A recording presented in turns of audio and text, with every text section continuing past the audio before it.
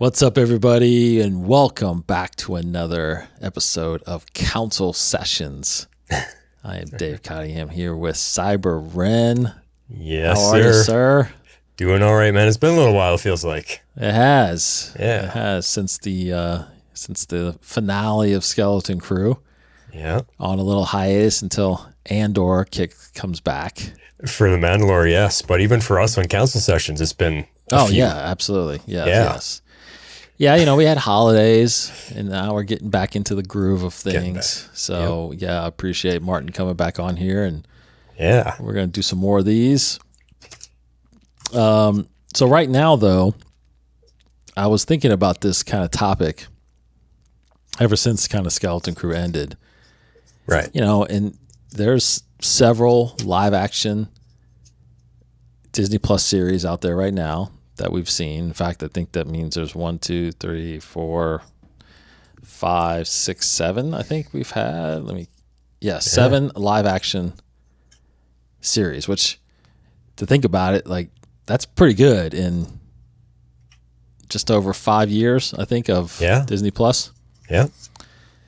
Plus, there's animated shows, right? You got the animated shows, but right now we're only focused on the live action because. All right. I was thinking about the question. That this, obviously the title of this episode is, out of all the live action shows and all the seasons we've gotten, because we're talking, multiple seasons of The Mandalorian, and then you got another season of Andor coming. What has been some of the most significant moments in live action Star Wars? And ultimately we'll kind of decide on what we think is our top significant moment. Now we should probably break it down first. Like what is the meaning of significant? The one that makes the entire fan base go, whoa, or the one that really opens up the Star Wars storylines for us? Like there's got to be a few criteria. Yeah. Well, I'm leaning more towards your, the almost like a most memorable moment in a sense. Okay. One that you're like, I can't believe they did that. I can't believe I actually saw that in live action. Yeah. That's kind of where I was getting at. Like, okay. For example, I'll just throw one out there. For example, Ahsoka becoming a live action character. Okay. Like, I think that is pretty significant. That's pretty memorable. Like, that is something I never thought I would see. Right. Or experience. Right. Okay. So to me, those are the kind of moments that I have on my list. So I have a few of them. I think you have a few of them. So I got a little sticky here with 4. All right. I thought you got 4?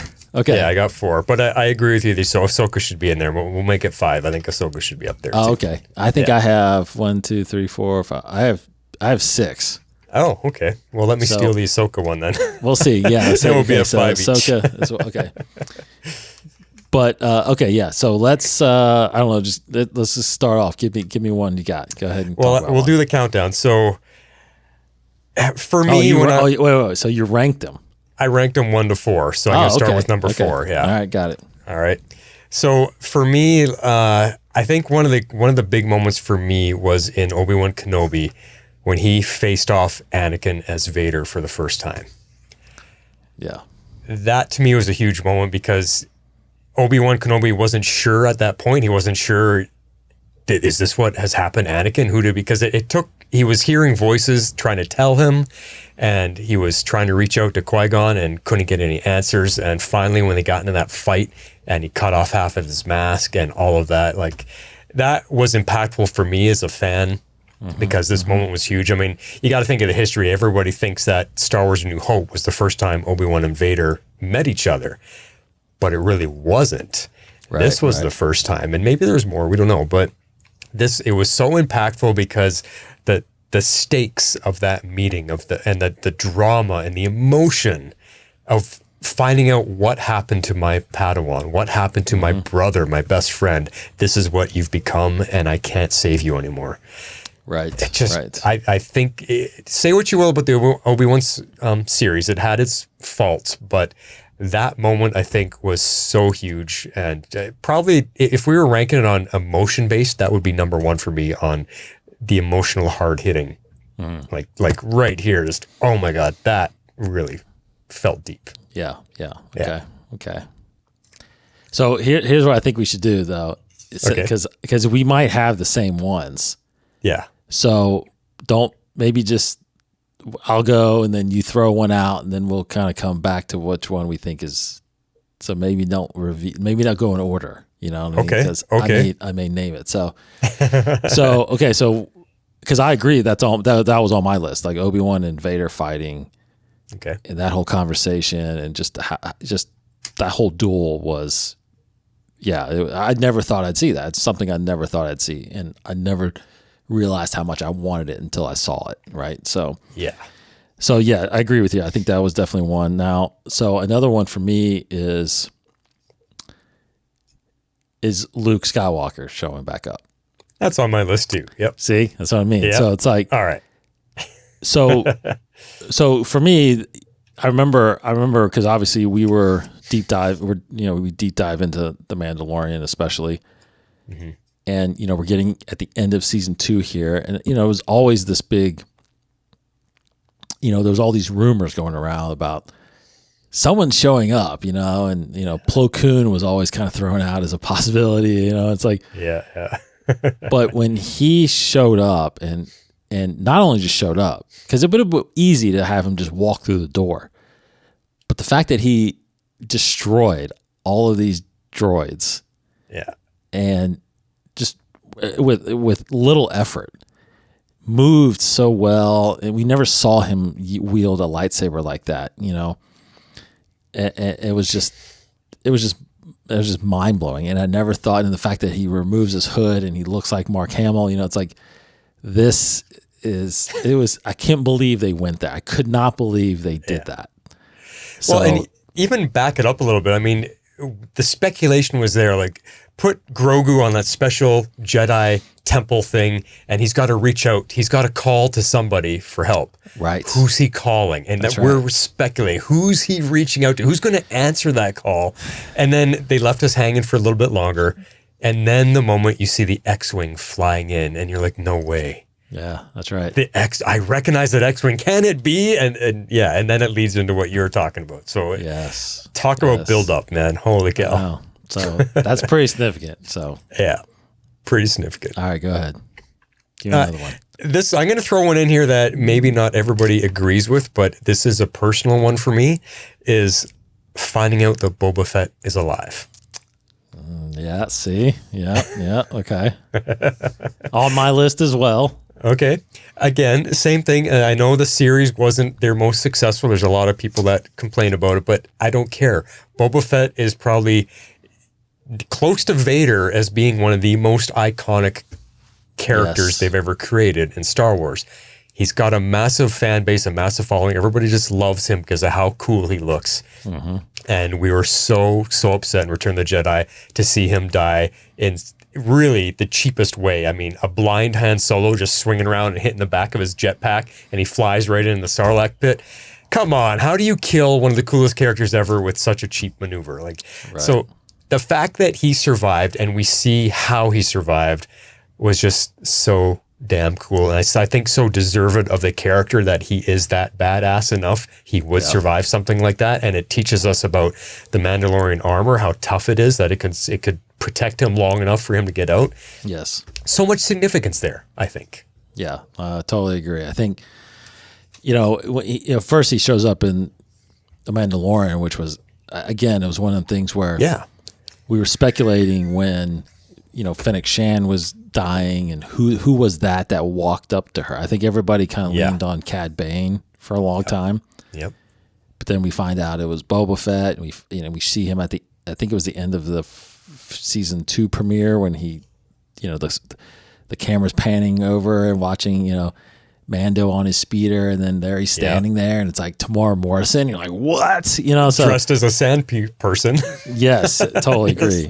So totally agree. I think that was that was pretty incredible. That was pretty incredible. So it was. I agree with that. Kind of in that vein a little bit. One of mine is, again, kind of the live action, the animated series, the live action jump for Cad Bane. Okay. Yeah. And that whole, like, again, him walking, that the way they did it with him walking in the background, that's, you know, the from way out in the desert. Yes, the way out in the desert, that classic kind of Western look, you know, and and then the duel he has with Timothy Oliphant's character, Cad Vanth or something. Yeah, no, oh man, Vanth, but I can't remember his first name. Yeah, but anyway, that was pretty incredible. You know, I again just never thought I'd see Cad Bane come back, and no, especially in live action. So I figured he'd come back in animation maybe, but yeah, but that was a pretty significant moment for me. It was pretty darn cool. Yeah, he's one of the coolest bad guys, and he can sometimes be a great character too. Like, he's not completely evil. He's just a bounty hunter that's just trying to make money. So totally. Yeah. I mean, he's one of those guys that has that voice. When you hear it, you know immediately who it is. It's a very distinct voice, and he was so cool. And you thought, there's no way they can bring that guy to life because he's so alien. Yeah. How are they going to make live action of that without doing CGI? Right. But they did it. Yeah, I feel like he became like the Boba Fett during the Clone Wars series. Like, he was that bounty hunter that, like, stood out. He was never could be defeated. You know, always got the best of everybody, even Jedi. Yep. He was a fan favorite by far. Oh, even when he showed up in Bad Batch and it was him against Hunter. Like, okay, can Hunter outdraw him? No, he can't. No, it's like the leader of our team couldn't beat him. Yeah, that's right. So that was a good one. Well, let's go back to the one you led with. Let's talk about Ahsoka, because again, Ahsoka was a character. I mean, she started as a young kid in the Clone Wars, in a cartoon. She started as a young kid. We watched her grow up. We all grew up with her in the cartoon. And then her story ended. And we never thought we were going to get any more of her, because the question was, where was she during the original trilogy? Where is Ahsoka? Right. And then they come back years later with season 7, and they wrap up her story, and like, wow, more Ahsoka like that was fantastic. And we saw glimpses in Rebels, a very mature Ahsoka. So we knew what she looked like already. 20 years later or whatever it was, we saw her grown up and mature. Her voice had changed. Things had changed with her appearance, and that's what they draw on. Rosario Dawson. They bring her to life, and they're just continuing Rebels. They are with Ahsoka, and we're getting all of our. So you can kind of throw in getting the Rebels characters, in live action with that, because they brought Rebels back essentially. Pretty much the whole Ghost crew. Pretty much now. Yeah. With Hera and Sabine and Ezra. Yep. Yeah, very, very, very incredible to get that. Absolutely, in live action. Very much so. Which you could throw it in there.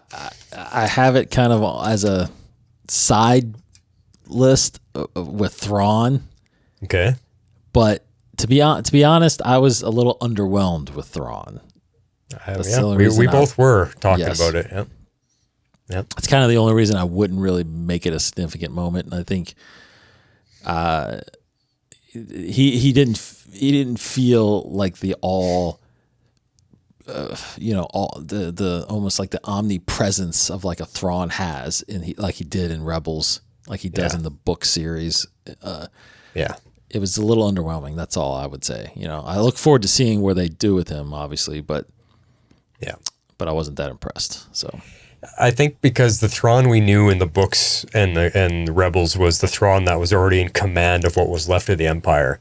This Thrawn we got in Ahsoka was in command of like remnants of like dead soldiers. Like, there really wasn't nothing that he was commanding, so you didn't feel that threat from him yet. Right.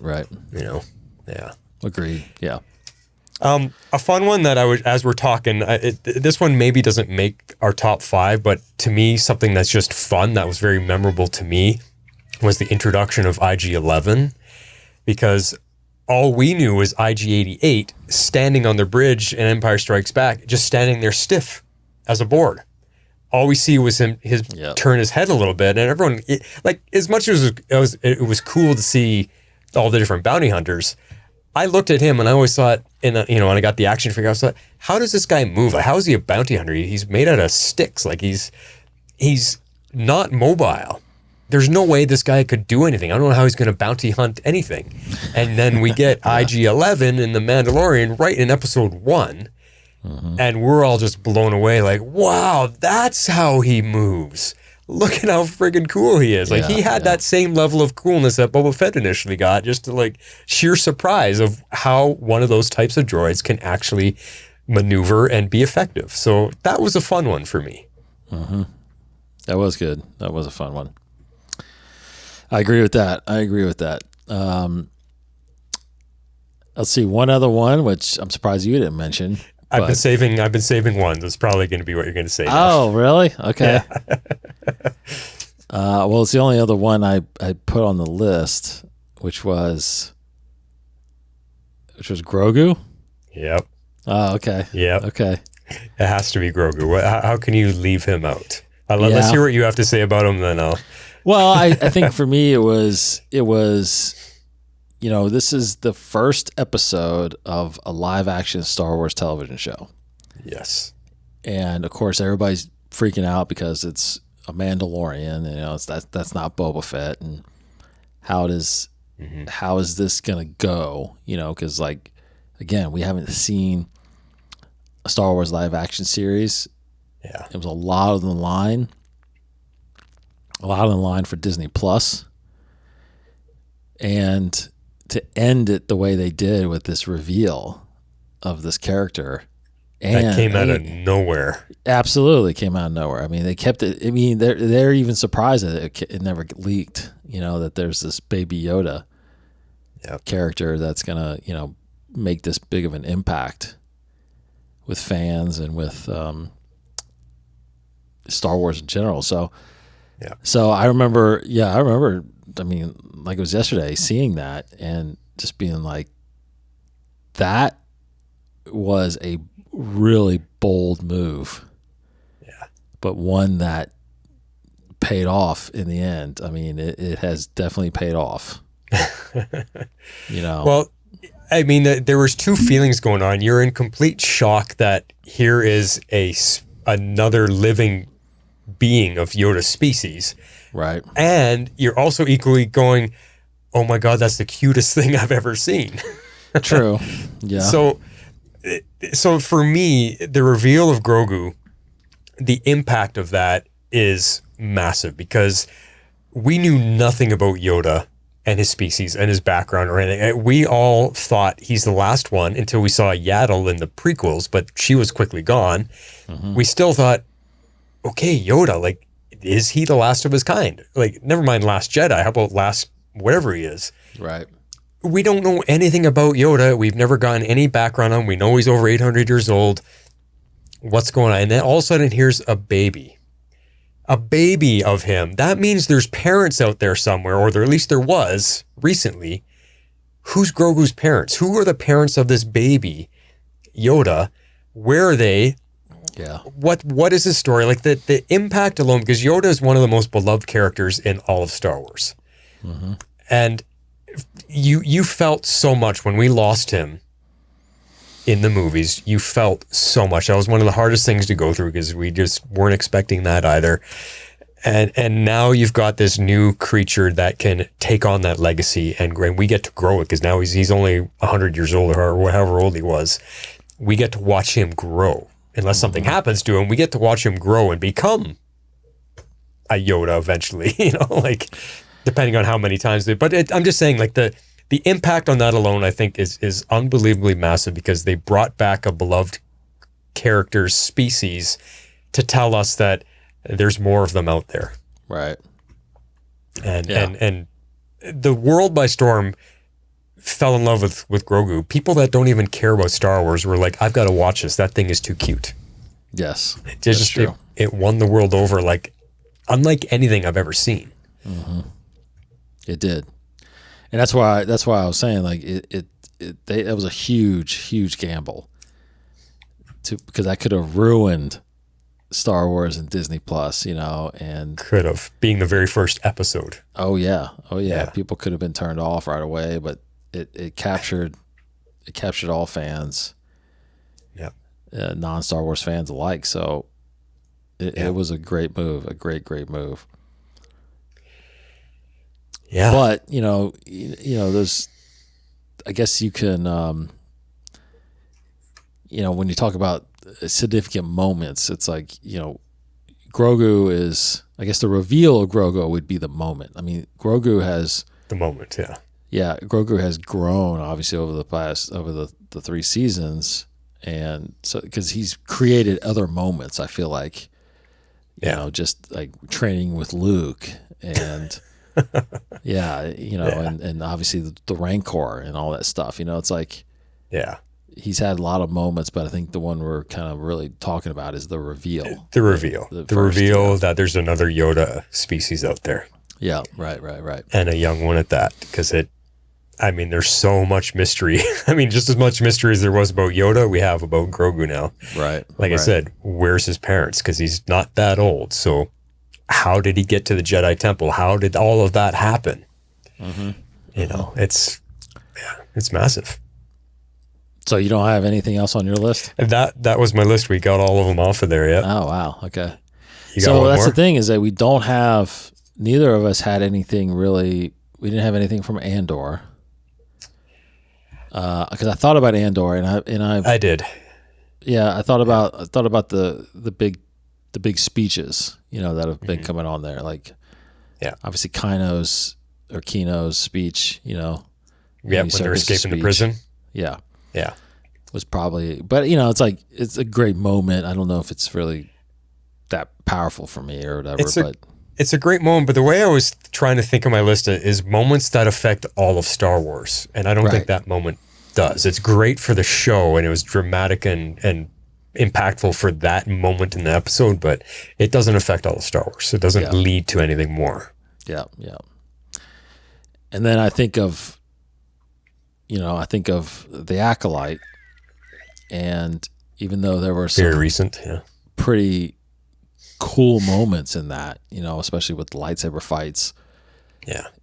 And I feel like one moment that could have been significant more so is, Plagueis reveal. The reveal of Plagueis, yeah. Yeah, like it could have, but the problem with that one, and I think we talked about in The Mandalore, is that a lot of viewers probably didn't even know what that was or who that was supposed to be, which correct.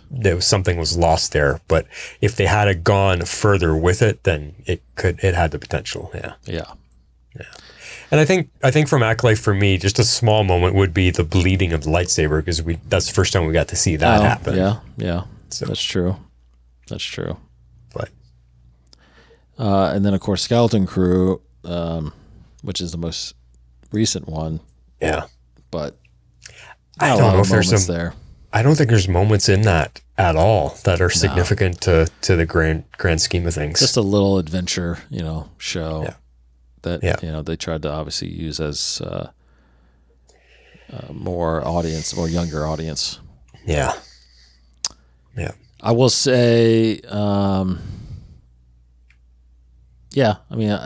think Ahsoka. I think the Ahsoka show. I know we said Ahsoka live action, but I think the Ahsoka show. The fact that part of me leans a little bit towards. This is more me. This is not necessarily the full fan base, kind of like what you're saying, but when they end up getting to that other galaxy, and I do think about what I saw when I saw the statue of the Father, right? It's like, because one of the biggest moments, and I kept it out of this because it happened in animation. Right. To me, one of the biggest moments was the Mortis arc in Clone Wars. Yeah.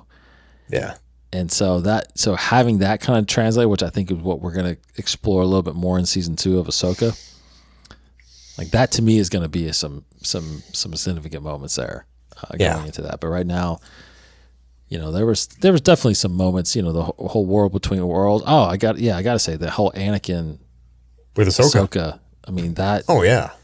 That actually, I don't know why I didn't write that on my list. That is definitely a moment for me. Anakin and Ahsoka interacting in the world between worlds, like that is, never thought I'd see that. Never thought I'd see live action. And I agree with you, but I think you have to be a fan of the Clone Wars animation, because there is still a lot of Star Wars fans that never watched any of the cartoons. So for us that are fans of the animation, then those moments from them are huge. Yeah, but I think Clone Wars is by far the most watched series by Star Wars fans. Is it? Yeah. Oh, yeah. I'd be curious to find out the numbers there. Well, they're the reason why it even came back. I mean, there wouldn't have been season true. 7 if it wasn't for the fans. Yeah. So true. I don't think there's many Star Wars fans out there that didn't know who Ahsoka was. So that's why I feel like seeing Ahsoka and Obi and Anakin in live action like that, especially Hayden Christensen, it's like that is again something I never thought. I never thought I'd see Hayden Christensen back anyway. That could be a moment there too, just bringing Hayden back after all these years. 100%. For Obi-Wan and Ahsoka, I mean, exactly. That's worthy of being on this list for sure. Because, I mean, we talked about it on all of our shows that the fanfare that he got on his return to Star Wars was something that made us feel so good for him, because he finally got to feel the love from the fans that he didn't get necessarily when the premiere or prequel trilogy came out. Yeah. Now he's getting it. Now he's feeling it, and I just so love that for him. And and he signed on to do so much more. So he's going to be around, which is great.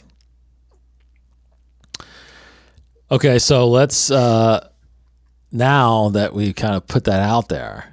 Yeah. Now let's go down. Let's go 3 to 1. Let's just go your top 3. Okay. So what was on your list for 3? Obi-Wan facing Anakin. Okay. As Vader. Okay. That was kind of tied with Boba Fett, finding out Boba Fett is alive. Those two were kind of 3 and 4. Okay, those are kind of 3 and 4. Yeah. So my 3 was, honestly, right now it is what I just said. It's Anakin and Ahsoka. Okay. And I gotta kind of throw in that whole sequence, that whole thing where they go back to the clone, like we see them in the Clone Wars. It's so beautiful. Ahsoka. Yeah. Like that whole thing was like, I never thought I'd get there. I think to me that's my number 3. Yeah, I can agree with that too. Sure. Okay, so number 2.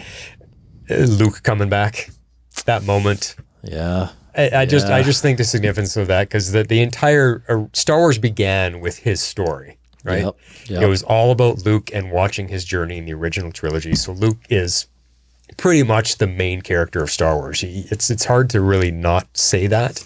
Yeah. I think the original trilogy. So bringing him back in the way they were able to bring him back, even though Mark Hamill was way too old now, yes, they did a good job with it. I'd love to see them do it again to see how much more improvement they can make on the technology. Yep. But just having that moment, like you said, destroying the droids and just the build up to that moment when he takes off the hood, blew me away. That impacted all of Star Wars. Yeah, that's true. That's true. Yeah. I'm gonna say this.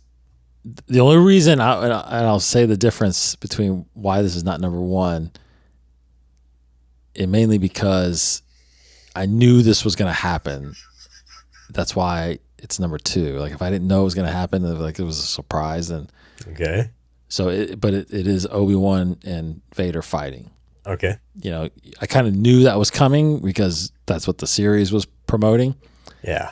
But the fact that just seeing it, it's just incredible. And the way the fight went. And yeah, it was one of the most memorable moments I've ever had in Star Wars. So, right. By far, yeah. So number 2 there for me. All right. Are we going to be the same on number 1? No. No? No. Because I think my number 1 is Grogu. Grogu, yeah. Yeah. No, he's not. Okay. So he's not even your top 3. Oh. Why is Alexa saying something? No.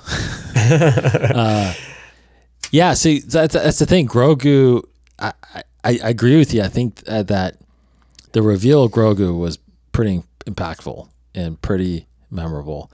Mm-hmm. But we ended up. I know we got 3 seasons of Grogu, right? I just feel like it become this, just big character and yes, that is a moment. That'd probably be number 4 on my list, I guess, right? So, okay. Well, the reason I have a number 1 is because part of what you said and part of what I said. Like, I think there was so much weight put on Grogu's shoulders. Yeah. If it wasn't successful, that kills everything, because they were gambling so much on this Mandalorian TV series being the first Star Wars TV show ever being a success. And then they throw that on top of Grogu's shoulders. Like, now we're going to kick it off with Grogu, and the entire storyline is going to change, because we're all expecting a bounty hunter story. We're going to watch some Boba Fett-like character kicking some butt and taking names. Yeah. No, we're going to watch him become a father to a Baby Yoda. Not what anyone was expecting. So it completely changed the course of all expectations, and it got 3 seasons, and it's now going to lead the charge of bringing Star Wars back to the movie theaters again after a few years off. Yep. So I think there's so much that they are putting on Grogu's shoulders. That's why I think it's the most significant moment, because of how much he has meant to Star Wars going forward from that moment. So yeah, I can see that for sure. Yeah, I mean that was pretty big. So what's your number 1? Mine is Luke. Is Luke, okay. Yeah. The Luke coming back the way he did, again, not expecting it. That's why it's different from the Obi-Wan Vader thing. Like, I did not expect going into season 2 of The Mandalorian ever to see Luke I never thought I'd see Luke Skywalker again like that. No. Yeah, exactly. I mean, we saw a glimpse of it in The Rise of Skywalker, right? We saw a young Luke fighting with his sister Leia, which was pretty cool. Which was awesome when he was training her. Yeah, because I'm like, give me a series with both of them in it training. Like, I want a full series of them training. Yeah, exactly. But I just, seeing that, and I think similar to what you're saying about Grogu, I hope they build on that reveal of Luke. Yeah. And we get more of that somehow, in that era, because we don't have a lot with our heroes from that era. No, after Return of the Jedi, it was done. Yeah. And we're getting stories now, like in the comics and the publishing, but I want some live action. I want, hopefully, like in Ahsoka, or I don't think we'll get it in Skeleton Crew at that time, but maybe Mandalorian again. It's like I hope we can get glimpses of Luke again, or Leia, or even Han. I just don't know if they'll go there though, because the fact that Carrie Fisher's not with us anymore, and then Harrison Ford, I don't know if he'll even sign off on it anymore. It's like, I don't know. But either way, that was an incredible, risky move as well, to bring Luke, and they got a lot of slack for it, because a lot of people didn't think it looked the deep fake was all that perfect. It wasn't perfect. No, it wasn't. But when he took no one. You couldn't really question that looked like Mark Hamill. I mean, yeah, they got it close enough that you're like, yeah, that's Luke. Yeah. But so, you're talking about, I mean, could he appear in the movie? I mean, what if something is happening to Grogu that Mando can't explain and can't help? Let's go see if Master Luke knows anything, and maybe they visit him. Yeah, I think it's definitely possible. Yeah, so I just think that the fact that he ends up trying to train, Grogu, and again, it goes back to like seeing Grogu for the first time, as your moment is. Yeah, I mean, after that first episode, and even a couple episodes in, it's like, if someone were to tell you like one day this guy's going to be trained by Luke, you'd be like, what? No way. Yeah, you're crazy. Because talk about a full circle moment. Luke gets trained by Yoda, and now Luke is the master, and he's training a younger that's Yoda. True. That's great. That's a good analogy. Yeah, that's good. Wow. Yes, very, very, very interesting. So, okay, yeah. Hey, I think it's a great list either way. It's a good list. No, there's a lot of good moments. We didn't obviously we just hit on the live action. Maybe we'll do one for animation. At Sure. some point. Yeah, that might be a good idea. I already can think of probably my number one. Just throw it out there. What's one out there in animation? Echo dying in Bad Batch, or not Echo? Tech dying in Bad Batch. Interesting. Yeah, that probably hit me the hardest. That's a good one. That's a yeah. I bet you I could think of a lot. But right now, for me, I think top of the list, one of the tops anyway, would be Darth Maul returning. Okay. In Clone Wars, because he got cut in half. Yes, what? He's alive. Yeah, that was pretty. And then look where his character went from there. Exactly, big story there. Yeah, all the way to Rebels and live action Solo and all that stuff. So it's that's true. Anyway, yeah, we might do that, and then maybe that'll be the next one. That'll be a fun one because there's a lot to think about there with obviously Clone Wars and Rebels. You have Resistance, even though there's not. Oh my God, I don't think. But Bad Batch. 3 seasons of Bad Batch, 4 seasons of Rebels, 7 seasons of Clone Wars. We got a lot to go through. and you got Tales of the Jedi. You got Tales of the Empire. You know, so you got some significant stuff there. So. All right. Yeah. All right. So I think emotionally though, watching Tech fall, that crushed me. So that was powerful. Yeah. Yeah. All right. So, that's great. Let us know your thoughts and moments. Very good list, I think. I think that was good. I think we hit on the main ones. I think there was maybe some ones that people might argue maybe happened in Obi-Wan or Ahsoka or even Andor, but there's tons of little ones that could be honorable mentions. Totally. Yeah. Like Bo-Katan witnessing the mythosaur. Oh yeah! Yeah! See, yeah, that was pretty cool. Boba Fett riding the Rancor. You kind of mentioned the Rancor, so little things like that. There's a lot of honorable mentions for sure. There's a lot of honorable mentions. Just big wow moments. But yes, you're right. Yeah. All right, but as always, thanks Martin for joining me on here. Anytime, bud. It's always fun for a little council sessions, and thanks everybody for watching and tuning in. Keep it right here on YouTube to check out all of our other shows. We got some Beyond the Sagas coming out. Me and Hannah have been getting back at reading some comics and doing some more of the books and stuff. I just finished the Mace Windu book. Oh, okay. So I could pass you a few thoughts on that if you guys are covering that one. I could send I was about to get into that one, but then I held off because the new book Reign of the Empire or something like that is coming out. Oh yeah, okay. So I'm going to go right into that one. I'm really dying to get into that one because that's going to get right into Andor. It's going to have some. Yeah. It's not around the same time, but it's going to. Yeah. Actually, I think it is kind of close to the same time, but. I was going to start the what was it called, the Abyss, right? The Glass Abyss. The Glass Abyss. Yeah, right. Yeah. But what'd you think? Yeah. It's not my favorite one. Really? Okay. I had heard about that like that. Yeah. Yeah. It's not the best writing, and it's the story's very. What's the word when you say like you felt like you've heard it before? Like there's no new creativity with it. It's just kind of like. Been there, done that. Not a retelling, but it just feels like they didn't try to create anything new. And when they did, you're just like, man, that's, it's okay. That's all I can say. It's okay. Yeah. Well, we did Rise of the Red Blade. I think that's out there. Did I post that one? I think I already posted that one. And then I'll have to read that one. I haven't. Oh no, I have not posted that one yet. I think that's coming out soon. I gotta. Okay. But we did. We're doing the Vader comic, and then we did Thrawn Ascendancy, the second book. Okay.